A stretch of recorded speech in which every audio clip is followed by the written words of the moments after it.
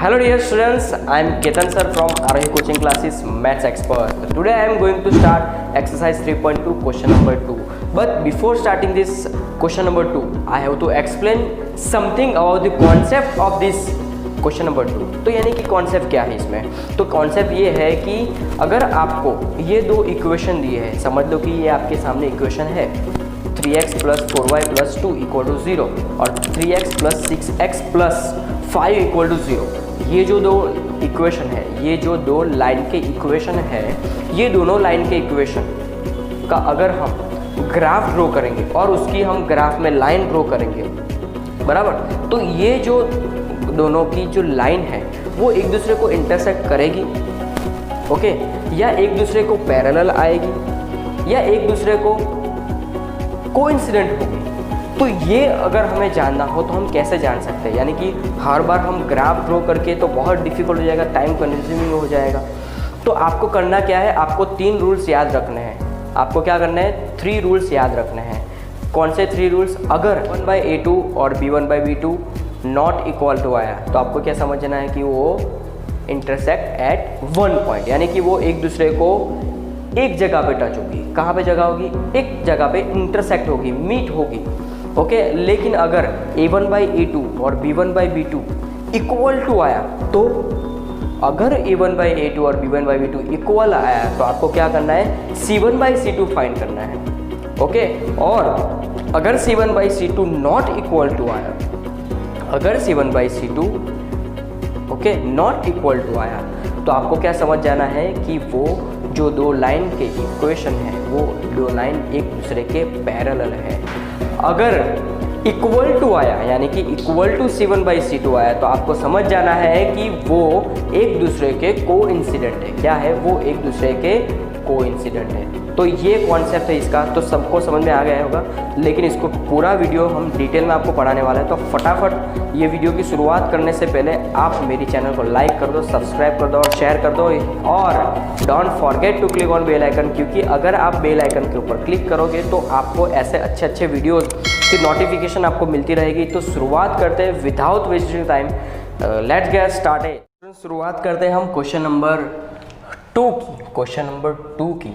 लेकिन question number 2 का मैं फिर से एक बार आपको डिटेल में समझा देता हूँ कॉन्सेप्ट क्या है इसका. तो यहाँ पे क्या होगा, अगर a1/a2 और b1/b2 नॉट इक्वल टू आया, अगर वो नॉट इक्वल टू आया तो हम क्या बोलेंगे है कि वो इंटरसेक्ट एट 1 पॉइंट. अभी आप लोगों को पता है ना कि a1 a2 b1 b2 क्या है, तो मैं समझा देता हूँ एक बार. अगर समझ लो कि आपके पास कोई क्वेश्चन है 5x + 3y + 2 = 0, तो यहाँ पे ये जो x के आगे जो होगा उसको हम a1 बोलेंगे, 3 को हम बोलेंगे b1 और जो अकेला होगा उसको बोलेंगे हम c1.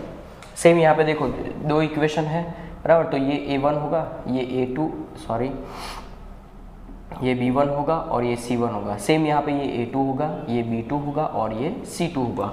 अब एक खास चीज़ ये ध्यान रखना है आपको कि यहाँ पे जो b1 होगा वो क्या होगा? -4 होगा. वो चीज़ ध्यान रखना है, माइनस को भी हमें काउंट पे लेना है, ओके. चलो, तो ये अपना जनरल इक्वेशन है. तो आपको मैंने बताया अभी कि अगर दो लाइन का इक्वेशन है, ये दोनों लाइन के इक्वेशन है, ये दोनों लाइन के इक्वेशन का अगर हम ग्राफ ड्रॉ करेंगे तो वो एक दूसरे को इंटरसेक्ट होगी ऐसे कोई एक जगह पे, या एक दूसरे के पैरेलल होगी, या एक दूसरे के ऊपर इंटरसेक्ट होगी ऐसा, बराबर. दोनों लाइन एक दूसरे के ऊपर होगी, तो वो हमें जानना है, ओके. तो उसके पहले आपको ये 3 रूल्स मैं समझा देता हूँ. तो अगर दोनों नॉट इक्वल टू आए, यानी कि a1/a2 और b1/b2 नॉट इक्वल टू आए, तो आपको बोल देना है intersect at only 1 point, okay. चलो, अगर ये दोनों इक्वल टू आए तो ओके, अगर इक्वल टू आया तो आपको c1/c2 फाइंड करना पड़ेगा. क्या फाइंड करना पड़ेगा? c1/c2. अगर ये c1/c2 नॉट इक्वल टू आया तो आपको क्या समझ लेना है कि वो जो दो लाइन है, यानी ये जो दो लाइन की इक्वेशन जो आपको दी है वो क्या है? पैरेलल है, एक दूसरे के क्या है? वो पैरेलल है, बराबर. लेकिन इक्वल टू हमने फाइंड, इक्वल टू आए ये दोनों, और मैंने c1/c2 भी फाइंड किया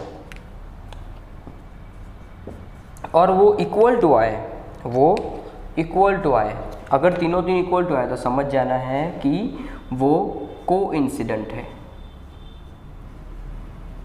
वो एक दूसरे के ऊपर ही टच हो रहा है। ओके, ये आएगा तो पैरेलल है, पैरेलल इट मीन्स ऐसे है दो लाइन।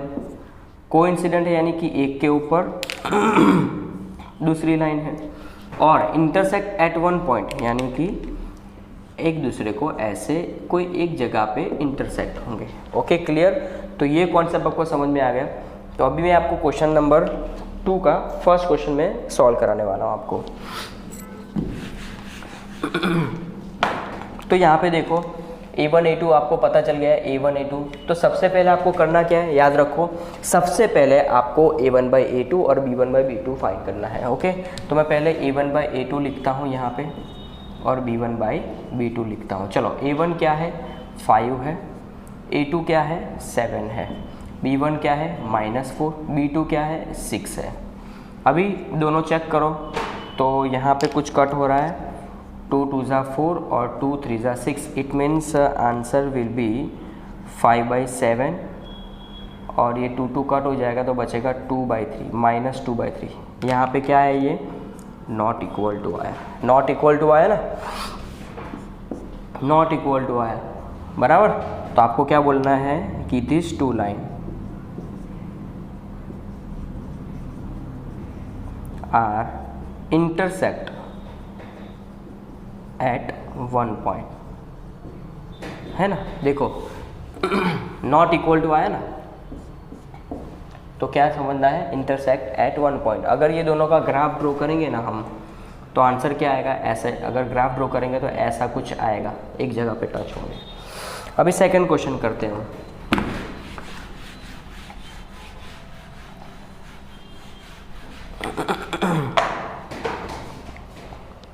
सेकंड क्वेश्चन क्या है, तो 9x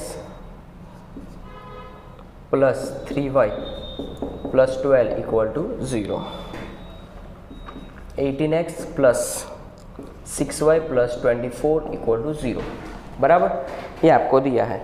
सबसे पहले तो आपको लिख देना है A1 A2 A3 क्या है, लिख देते हैं यहाँ पे। A1 क्या होगा, चलो लिख देते हैं A1 A2 B1 B2 और C1 C2। चलो, A1 क्या है आपका 9 है, A2 क्या है आपका 18 है, B1 क्या है आपका 3 है, B2 क्या है आपका 6 है। मैंने बोला था ना, Y के आगे वाला होगा उसको B1 बोलेंगे, X के आगे वाला होगा उसको A1 बोलेंगे। अभी C1 क्या होगा 12 होगा और C2 क्या होगा 24। चलो, अभी हम लिखते हैं इधर। सबसे पहले आपको क्या फाइंड करना है, A1 A2 और B1/B2 फाइंड करना है। ओके, तो A1/A2, A1 की जगह पे हम क्या लिखेंगे 9 लिखेंगे, A2 की जगह पे 18 लिखेंगे, B1 की जगह पे 3 लिखेंगे, B2 की जगह पे 6 लिखेंगे, बराबर। अगर इसको पहले तो कट कर देते ना, क्या आएगा इसका 9 2 ज़ा 18 3 2 ज़ा 6। फाइनली आंसर अपना आएगा 1/2 और 1/2, यानी कि इक्वल टू आया, इक्वल टू आया। तो मैंने क्या बोला था, अगर A1/A2 और B1/E2 इक्वल टू आया तो आपको क्या चेक करना है, C1/C2 चेक करना है। आपको क्या चेक करना है, C1/C2 चेक करना है। तो C1/C2 भी चेक कर लेते, क्या आ रहा है, तो C1/C2 12/24।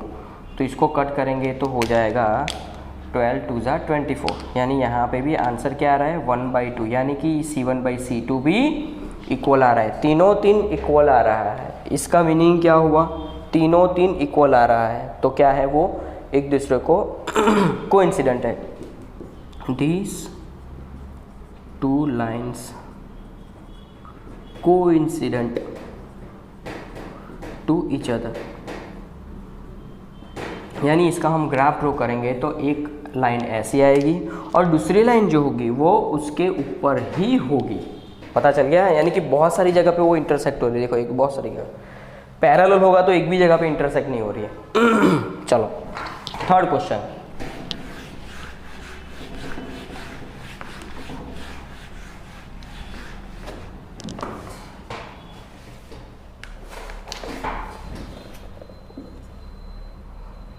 (6x - 3y + 10 = 0).